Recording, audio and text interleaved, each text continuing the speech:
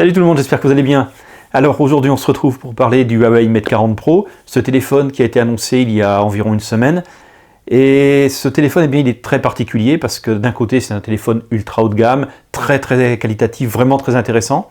Mais en parallèle, il est amputé des services Google notamment. Et ce Huawei Mate 40 Pro arrive un an après le Huawei Mate 30 Pro qui était le premier téléphone de la marque à sortir sans les services Google. Et qu'en est-il un an plus tard? Eh bien déjà en premier résumé, mais on va en parler un tout petit peu plus dans la vidéo, les choses se sont améliorées. Par contre, c'est encore loin d'être parfait comme nous allons le voir. Mais commençons déjà par parler du téléphone en lui-même, et bien évidemment, commençons par le design. Alors évidemment, la première chose que l'on remarque, c'est sa dalle OLED de 6,76 pouces. C'est une dalle rafraîchie à 90 Hz, elle est QHD+. Dalle à 90 Hz, bien sûr ce n'est pas du 120, mais ça reste très intéressant. Ça sera d'ailleurs peut-être un peu plus intéressant en termes de consommation. Et cette dalle, enfin ce taux de rafraîchissement sera adaptatif. Alors quand on regarde ce téléphone, évidemment ce que l'on ne peut pas louper, ce sont les bords incurvés. Ils sont très prononcés, la marque nous indique qu'ils sont incurvés à 88 degrés. Alors je sais que les avis sont assez contrastés sur les bords incurvés. En termes d'usage, c'est pas forcément ce qui plaît le plus, mais il faut reconnaître qu'en termes de design, ce téléphone a quand même franchement de la gueule. Après, c'est un avis strictement personnel, vous en penserez ce que vous voudrez. Le format est en 18,5 neuvième, ce qui est un peu différent du 20 neuvième que l'on retrouve de plus en plus sur un certain nombre de marques, mais la prise en main est malgré tout très bonne pour ceux qui ont l'occasion de recevoir ce téléphone. Il est également HDR10+, et DCI P3. Et sur cette face avant, évidemment, on ne peut pas louper le double poinçon en haut à gauche du téléphone. Alors ce double poinçon, je sais qu'il est loin de plaire à tout le monde, hein, c'est quelque chose qui rebute un certain nombre d'utilisateurs, mais en même temps, il est quand même relativement complet. Parce qu'au-delà de la caméra selfie, que l'on retrouve fort logiquement à cet endroit, eh bien il bénéficie également d'une reconnaissance faciale 3D relativement performante et plus sécurisée que ce que l'on retrouve en règle générale sur les téléphones Android.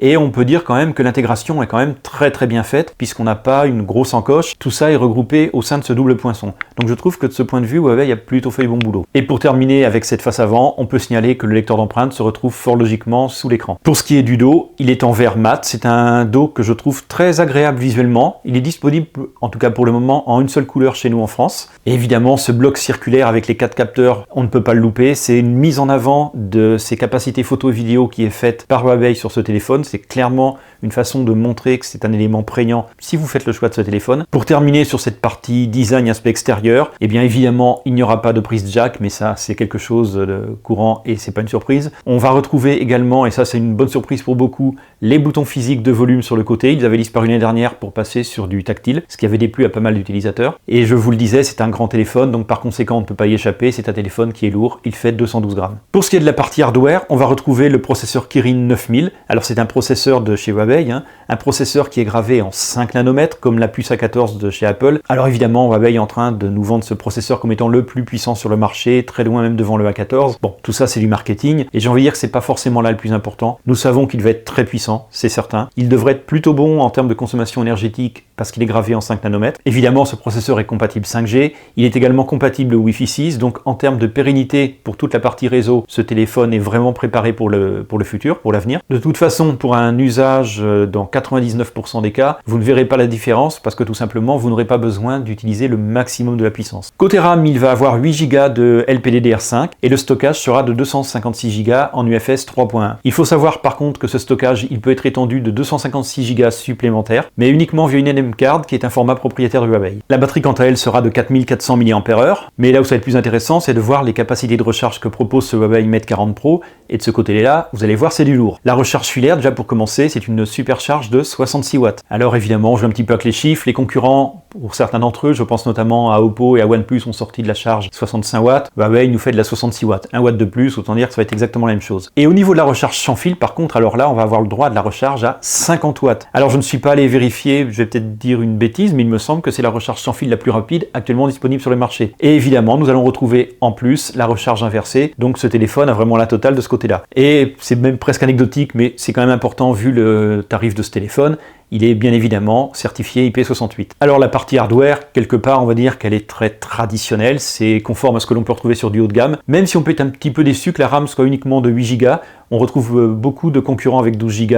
Après, je suis pas sûr qu'à l'usage, ça change forcément grand-chose. Sur le papier, c'est un peu dommage. Et bien évidemment, maintenant que nous avons parlé de la partie design, de la partie hardware, nous allons aborder le sujet de la photo et de la vidéo, avec bien évidemment des choses très intéressantes sur ce Huawei Mate 40 Pro. La première chose que l'on peut mentionner, c'est que le partenariat entre la fameuse marque allemande Leica et Huawei perdure. Ça fait déjà de nombreuses années qu'ils sont ensemble et que Leica appose son sigle sur les téléphones Huawei. C'est encore le cas pour ce Mate 40 Pro. Alors, par contre, ce qu'il faut dire très clairement, c'est que ce Mate 40 Pro ne va pas apporter de véritable évolution au niveau de la partie photo et vidéo. On va y retrouver finalement plus ou moins la même chose que dans le P40 Pro sorti il y a quelques mois. Et donc, je vous le disais dans la partie design, nous avons les 4 capteurs au dos, 4 capteurs qui sont évidemment très prégnants puisqu'ils sont disposés en cercle, on ne voit quasiment qu'eux. Mais c'est une disposition que je trouve relativement agréable. D'ailleurs, ça change un petit peu des blocs, plaques de cuisson que l'on voit traditionnellement chez les autres constructeurs. Et donc ces 4 capteurs se les composent de la façon suivante. Nous avons un grand angle de 50 millions de pixels, un ultra grand angle de 20 millions de pixels, un téléobjectif de 12 millions de pixels avec un zoom optique x5 et un capteur TOF 3D qui va servir en fait à tout ce qui est portrait et pour le calcul de la profondeur de champ notamment. Donc 4 capteurs, mais 4 capteurs intéressants. Alors petite chose quand même très intéressante, je parle assez rarement des équivalences en millimètres par rapport à la photo traditionnelle. Alors ici il va être intéressant de voir que le grand angle est un équivalent 23 mm et l'ultra grand angle un équivalent 18 mm. Et en fait ça m'a un petit peu choqué quand j'ai vu ça, enfin choqué, le mot est un peu fort bien évidemment, mais j'ai trouvé que l'amplitude elle était quand même peu élevée. Je vais vous comparer uniquement avec un téléphone, c'est arbitraire mais ça va être l'iPhone 12. Et bien le grand angle est un équivalent 26 mm et l'ultra grand angle un équivalent 13 mm. Il y a vraiment une amplitude très importante. D'ailleurs Apple joue un petit peu avec ça en parlant de zoom x4 là où il y a un zoom x2 par rapport au téléobjectif puisqu'il compte en fait l'amplitude depuis la partie ultra grand angle. Mais là n'est pas la question. Sur Apple je trouve très intéressant d'avoir un grand angle 26 mm, ce qui est relativement standard dans le domaine. Et ici, 23 mm, c'est pratiquement similaire, hein, c'est relativement proche. Par contre, l'iPhone 12, avec un 13 mm en ultra grand angle, on peut réellement parler d'ultra grand angle. Le 18 mm du Huawei, je trouve qu'on est quand même un peu limite pour parler d'ultra grand angle. Voilà, je suis un petit peu déçu par l'amplitude des focales du Huawei Mate 40 Pro. Je dis pas que c'est rédhibitoire, loin de là, mais je trouve que l'ultra grand angle, il aurait pu être quand même un peu plus ouvert et descendre au moins à 15 mm. Après, c'est un avis perso, mais je trouve que les deux focales sont quand même un peu trop rapprochées pour vraiment avoir quelque chose d'intéressant. Sur la façade avant, nous avons une caméra selfie de 13 millions de pixels.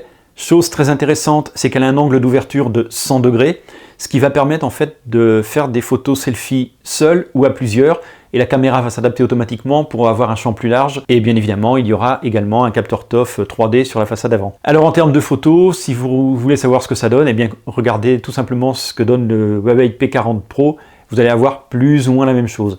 C'est un téléphone qui va être très bon en photo, hein, il a de très bonne qualité. Ce qui est intéressant de voir, c'est au-delà de la photo, Huawei s'intéresse beaucoup à la vidéo. Alors déjà, première chose, on ne va pas retrouver de mention 8K parce que tout simplement, Huawei a fait le choix de se contenter de 4K 60 fps. Et je trouve que c'est un choix judicieux. Après, c'est un avis strictement personnel, encore une fois. Vous en penserez ce que vous voudrez. Ils ont également travaillé évidemment sur la stabilité, toutes les marques en théorie sont censées le faire, avec notamment un mode ultra stabilisé, et ils ont ajouté un mode de suivi intelligent qui fait en fait le focus sur un sujet qui se déplace, un sujet en mouvement, afin que la vidéo garde le focus sur le sujet de votre vidéo. Alors ce sont des éléments qui évidemment, chacun pris séparément, ne sont pas des innovations, hein, ça existe déjà chez les concurrents, mais je trouve vraiment intéressant que Huawei essaye de se focaliser notamment sur l'amélioration de la partie vidéo, puisqu'on le sait, c'est quelque chose qui est de plus en plus recherché par les utilisateurs, et je pense qu'en termes de vidéo, ils vont chercher à se positionner sur le haut du panier dans la catégorie Android. Nous avons parlé de la partie design, aspect extérieur, de la partie hardware, de la partie photo et vidéo, mais bien évidemment, il va falloir parler de la partie qui fâche, c'est-à-dire la partie logicielle. Vous n'êtes pas sans le savoir, c'est pour le moment la partie vraiment très problématique pour Huawei. Je ne vais pas refaire tout l'historique du conflit qui oppose Huawei aux États-Unis, même si à mon avis ça va aller vers une séparation de plus en plus marquée entre les services américains d'une façon générale et la marque chinoise. Mais bon, c'est pas le sujet de la vidéo, donc je ne m'étends pas là-dessus. Donc nous allons retrouver pour la partie logicielle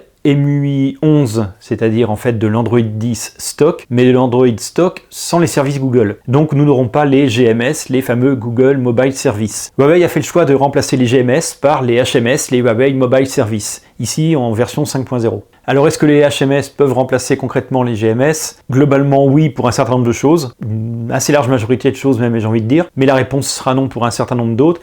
Et après ce qui va vraiment faire la différence, ça va être les usages utilisateurs. L'usage que chacun fait de son téléphone, notamment des applications sur son téléphone, c'est ce qui va vraiment faire la différence. Alors évidemment, les Huawei Mobile Service vont essayer d'apporter l'équivalent, mais à la sauce du constructeur chinois. Alors ça signifie que nous allons retrouver une app galerie qui est là pour concurrencer le Play Store de Google. Nous allons également avoir Petal Search, qui est le moteur de recherche intégré au sein des téléphones Huawei. Alors Petal Search, quand je regarde à droite à gauche, je vois qu'il utilise soit Bing, soit Qwant. En réalité, on parle de la même chose. Huawei a des accords avec Qwant pour utiliser Qwant en tant que moteur de recherche, mais ce qu'il faut savoir, c'est que Qwant, tout simplement, c'est Bing derrière à 85 ou 90%. Donc finalement, les deux affirmations sont plus ou moins vraies. Ce que l'on a appris ces tout derniers jours, c'est qu'MUI 11 va permettre a priori la transition entre Android stock sans les services Google vers Harmony OS lorsqu'il sera disponible. On parle d'octobre 2021. On met quand même du conditionnel sur tout ça. Donc a priori, MUI 11 va être la brique qui va permettre de faire la transition de l'un à l'autre. Alors à 1200 €, peut-on conseiller ce Huawei Mate 40 Pro? Eh bien déjà, ce qu'on peut dire, c'est que le tarif en lui-même va être un frein. Beaucoup déjà ne mettront pas 1240 € dans un téléphone, quelle que soit la marque. Donc aujourd'hui, en toute honnêteté, je ne peux pas vous dire oui, prenez-le. Parce que pour moi, ce téléphone souffre malheureusement de handicaps qui sont difficiles à surmonter. La partie logicielle, c'est probablement un des éléments les plus compliqués à surmonter pour beaucoup d'utilisateurs. Après, chacun pensera ce qu'il voudra. D'ailleurs, dites-moi dans les commentaires ce que vous en pensez. Je serais d'ailleurs curieux de savoir si parmi vous, il y a des utilisateurs de téléphones Huawei sans les services Google. Bref, je serais assez curieux d'avoir des retours de ce côté-là, donc si c'est le cas, n'hésitez pas, dites-le dans les commentaires. J'espère que cette vidéo vous a intéressé. Pensez à mettre le pouce qui va bien, ça fait toujours plaisir, c'est quand même bon, vous savez que les algorithmes de YouTube nécessitent d'avoir des likes, d'avoir des commentaires. Merci également pour vos partages sur les réseaux sociaux, c'est quelque chose qui fait également toujours plaisir, et là aussi c'est bon, ça permet de faire connaître un peu plus la chaîne. Quant à moi, je vous dis à très bientôt dans une prochaine vidéo. Salut tout le monde!